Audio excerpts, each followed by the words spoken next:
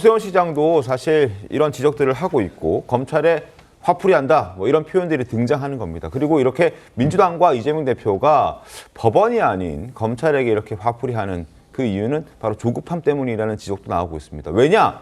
바로 당장 15일 후인 이달 26일에 본인의 선거법 항소심 선고가 있기 때문입니다. 화면 함께 보겠습니다.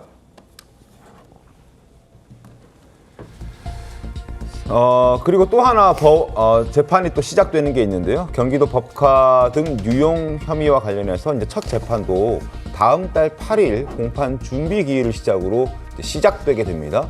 2018년 7월부터 2021년 10월 사이에 경기도 관영차를 사적으로 유용했고 뭐 샌드위치, 뭐 과일, 뭐 초밥, 뭐 소고기 이런 걸로 1억 653만 원을 유용한 혐의도 있다. 그래서 지난해 11월에 불구속 기소가 됐는데 이 재판도 이제 곧 열린다고 합니다. 그러니까 여러 가지 사법 리스크를 안고 있고 특히나 송구 본부장님 이 선거법 항소심 선고가 26일에 이제 나오기 때문에 어떻게든 법원에는 공격을 좀 덜 하고 그렇다고 공수처를 공격할 수도 없고 그러니까 이제 검찰밖에 공격할 대상이 남지 않았다. 그래서 심우정 검찰총장을 타겟팅해서 탄핵하겠다는 목소리를 낸다는 지적에 대해서 어떻게 보십니까?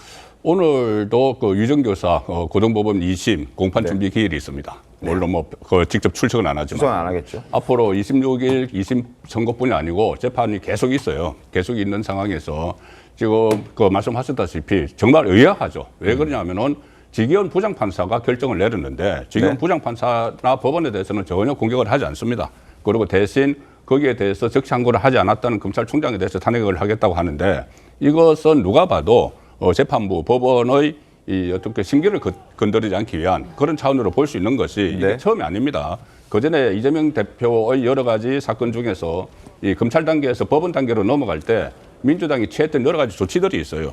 뭐냐면 제일 처음에 기억나는 것이 법 왜곡죄라는데 거기에서 판사들은 다 빼줬어요. 검찰과 수사기관만 집어넣었습니다. 법 왜곡죄. 그리고 그다음에 법원의 수건 사업을 들어줬습니다. 법관 임용 기준을 대폭 낮춰가지고 그 법관들이 부족하니까는 그 법조계의 수건이었죠. 그런데 그 법안을 다 처리를 해줬어요.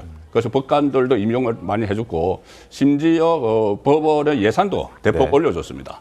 대폭 올려줬고 검찰은 다 깎았고 그리고 검찰은 그때 법 왜곡죄에서 검사들 포함을 시켰고 자 그런 것들을 보면은 결국은 검찰 단계는 이제 지났고 법원 단계에 왔기 때문에 법원에 대한 여러 가지 선심성 그것을 이제 주는데 그것을 거대 야당이라는 의석수를 가지고 국민이 뽑아준 의석수를 가지고 이렇게 법원에 수건 사업을 들어주고 했기 때문에 거기에 대해서 정당한가 그런 논란이 있는데 마침 이번에도 법원에서 결정을 내린 걸 법원에 대해서는 단 한마디도 이야기하지 않고 검찰에만 하는 것은 결국 본인의 재판과 연결된 것 아닌가 그런 의심을 살 수밖에 없죠.